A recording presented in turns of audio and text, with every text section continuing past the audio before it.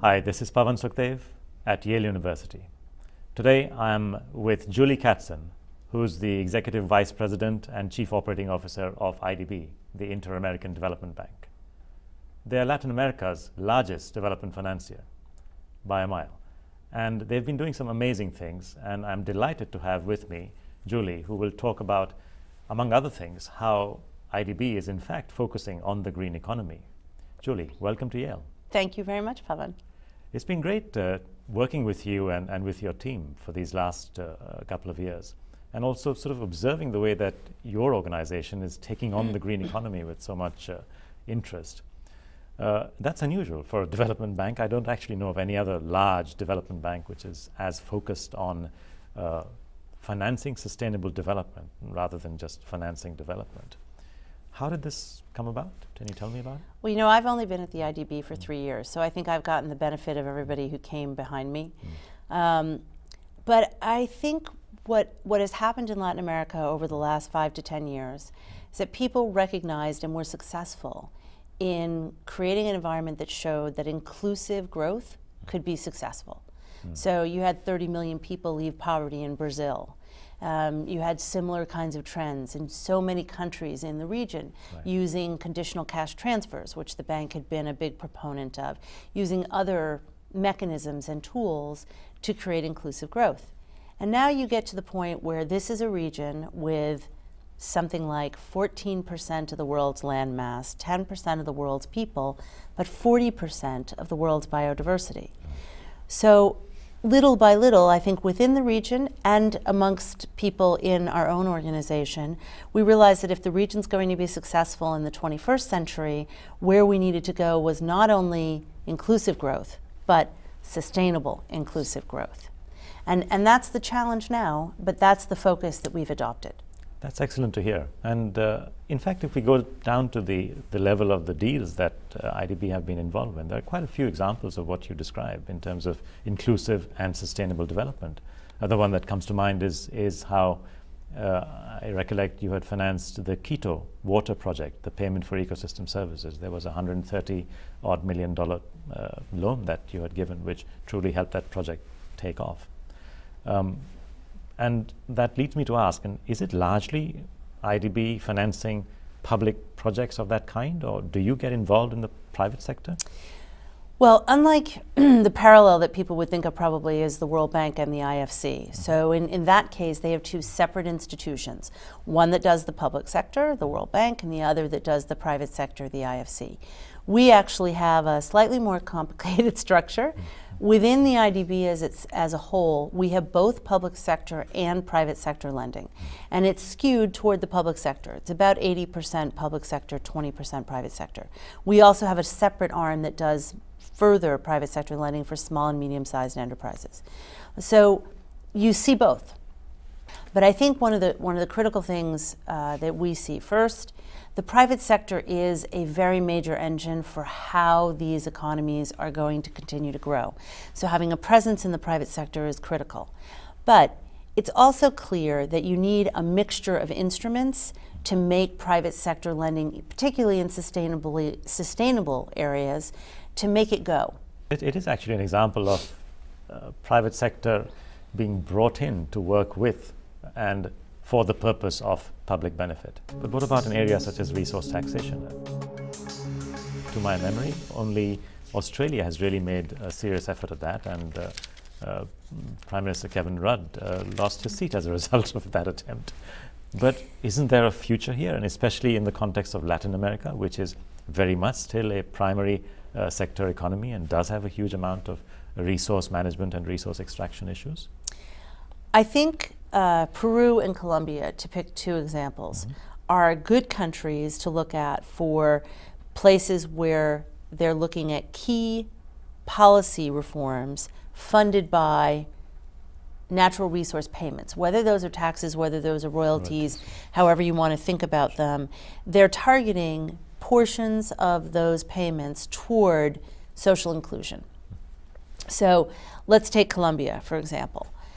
Colombia's new royalty laws have designated 10% of those royalties to go toward pensions, 10% of those royalties to go to science and technology, an increasing percentage over time of those royalties to go to regions that don't have resources. So it's a clear recognition of the fact that resources are finite, the flows from them are going to end, and they've got to be invested progressively and productively.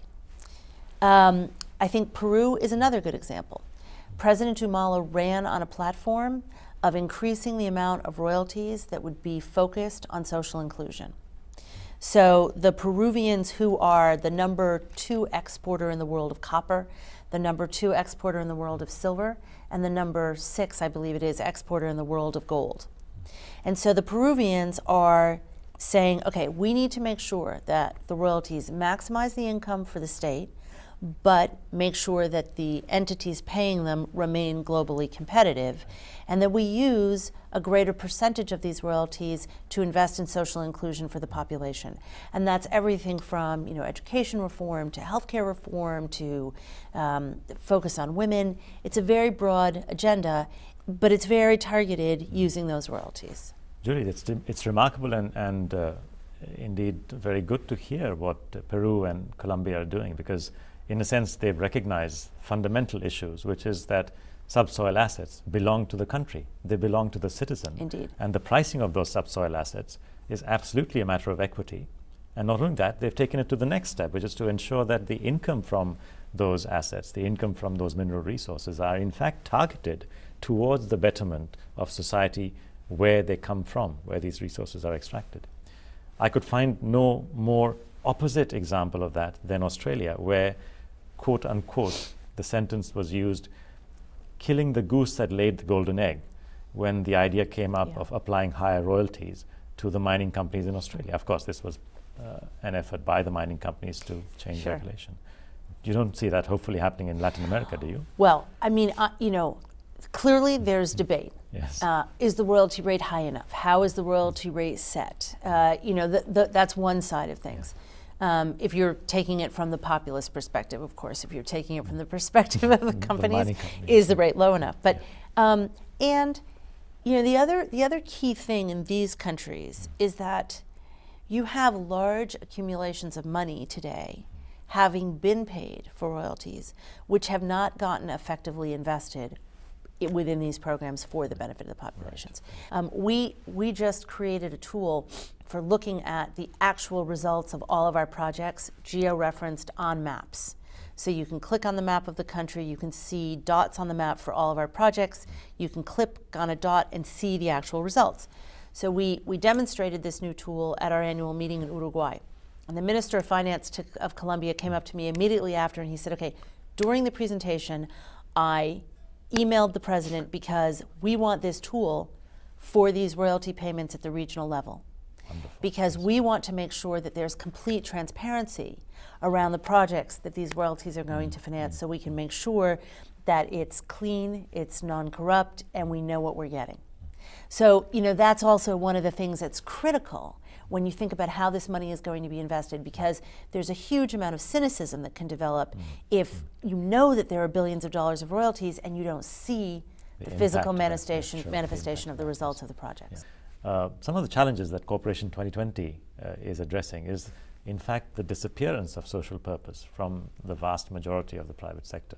The fact that we've become so focused on financial value creation for shareholders that we've forgotten capital value creation of other kinds for stakeholders, be they government, citizens, collaborators, or other companies for that matter.